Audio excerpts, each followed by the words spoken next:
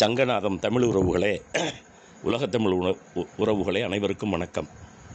இன்றைய இலக்கியச் சோலையிலே நல்லதொரு தொன்மையான கவிதையை பற்றி பார்க்க இருக்கிறோம்.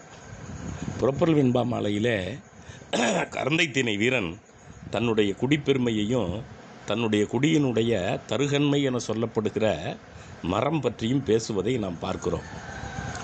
மண்டினி ஞாலத்து தொன்மையும் மரணும் கொண்டு பிறர் அறியும் குடி வரவு உரைத்தன்று. தன்னுடைய குடியினுடைய பெருமைகளை பேசுகிறான் இந்த கரந்தை வீரன். அந்த கவிதையிலே நண்பர்களே, பொய்யகல நாளும் புகழ் விளைத்தல் என் வியப்பாம். நாளும் நாளும் புகழை விளைவிப்பதில் என்ன வியப்பு இருக்கிறது, போர்க்களத்தில் எத்தனையோ எதிரிகளை வீழ்த்தி என்று அந்த கவிதை தொடங்குகிறது நண்பர்களே. அதனால் இந்த உலகத்தில் எங்களை பற்றிய பொய் அகலுகிறது என்று கூறுகிறார். வையகம் போர்த்த வயங்குலி நீர் அப்படின்னு ஒரு தொடர் வருகிறது நண்பர்களே. இந்த உலகம் தோன்றிய போது நீர் முதலில் தோன்றியது, நெய்தல் நிலம்தான் தோன்றியது என்பது ஐயனாரிதன் என்கிற சேர நாட்டு மன்னனுடைய கருத்து நண்பர்களே. அப்போது கையகல கல் தோன்றி மண் தோன்றா காலத்தே அந்த தண்ணீர் விலகி ஒரு சிறிய பகுதி மேலே தோன்றியது குறிஞ்சி நிலம்.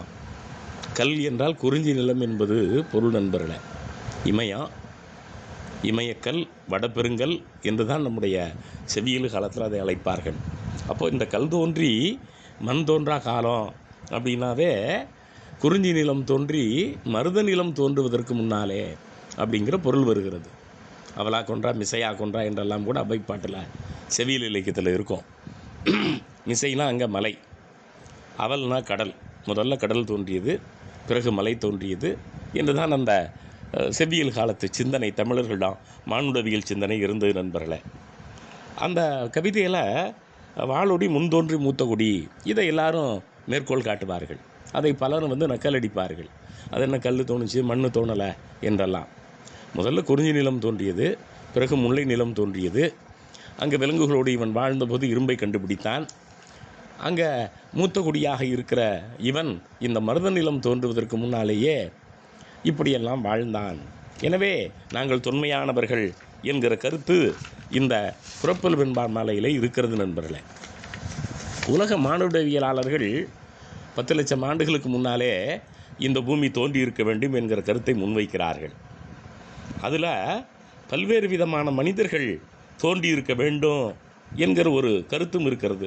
ஹோமோ எரக்டஸ் என்கிற மனிதனுக்கு முன்னைய ஒரு விலங்கு தோன்றியது, அது 20 லட்சம் ஆண்டுகளுக்கு முன்னாலே தோன்றியது என்கிற கருத்தும் உண்டு நண்பர்களே. நீங்கள் இப்போதும் இந்த கூகுள் தளத்தில் போய் தட்டி இந்த ஹோமோ நியோண்டர்தால் அப்படின்னு போட்டால் அந்த மனிதனுடைய தோற்றம் எப்படி இருந்தது, அவன் எப்படி 7 லட்சம் ஆண்டுகளுக்கு முன்னாலே தோன்றினான் என்கிற கருத்து வரும். அவன்லேருந்து தான் இந்த ஹோமோ எரக்டஸ் தோன்றினான்.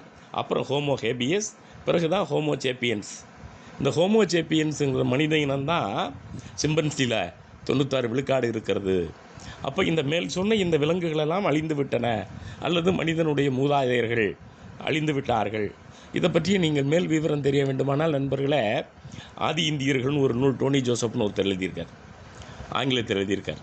அவர் இந்தியாவினுடைய மூத்த குடி தமிழ், அவர் தமிழர் அல்லர், ஒரு மலையாளத்தார் என்பதை நிறுவியிருக்கிறார். அந்த நூலில் இவர் பல்வேறு தகவல்களை தருகிறார். எந்த அளவுக்கு அவர் செல்லுகிறார் என்றால், நீங்கள் அந்தமானில் பழங்குடி ஓங்கேன்னு ஒரு பழங்குடி இருக்கிறது. அவர்கள் 65,000 ஆண்டுகளுக்கு முன்பார்ந்தார்கள். வெறும் 100 பேர் மட்டுமே இருக்கிறார்கள். அவர்கள் திராவிட இனத்தை சார்ந்தவர்கள். எலாமைட்டு டிராவிடியன், புரோட்டோ எலாமைட்டு டிராவிடியன் பற்றி நிறைய பேசுகிறார். இன்றைக்கு இருக்கிற ஈரான் பகுதியிலே எலாமைட் என்கிற ஒரு இனத்தவர்கள் இருந்தார்கள். அது ஒன்றுமில்லை நண்பர்கள், ஈலோமைட் எலாமைட் அப்படிங்கிற சொல்லாட்சி அவர் பயன்படுத்துகிறார். அது கிமு 500 அந்த மொழி அழிந்து விட்டது.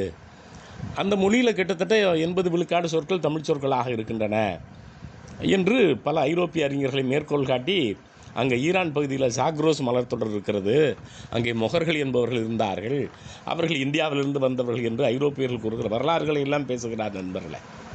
இதை பற்றி மேலதிக விவரங்களை நாம் நிறைய பார்க்குறோம். இந்த ஜாக்ரோஸ் மொழி என்றெல்லாம் சொல்லுகிறார்கள், தி லாங்குவேஜ் ஆஃப் ஹரப்பா, இன்னும் பல்வேறு புரோட்டோ எலமோ டிராவிடியன், தி எவிடன்சஸ், இதை பற்றியெல்லாம் பல கட்டுரைகள் வந்திருக்கின்றன. இவற்றை நாம் படிக்கிறபோது நமக்கு ஒன்று புரிகிறது நண்பர்களே. தமிழர்கள் இந்தியாவினுடைய தொல்குடிகள், நம்முடைய பொற்பொருள் வெண்பாமாலை மட்டுமில்லை நண்பர்களே. தமிழ்நாட்டு பாறை ஓவியங்கள் 4 லட்சம் ஆண்டுகளுக்கு முன்னையவை. பிரான்சிலும் இந்தியாவில் மட்டும்தான் அவை கிடைக்கின்றன. எனவே தமிழர்களுடைய தொன்மை சிறப்பை இந்த பொற்பொருள் வெண்பாமாலை கூறுகிறது. நன்றி.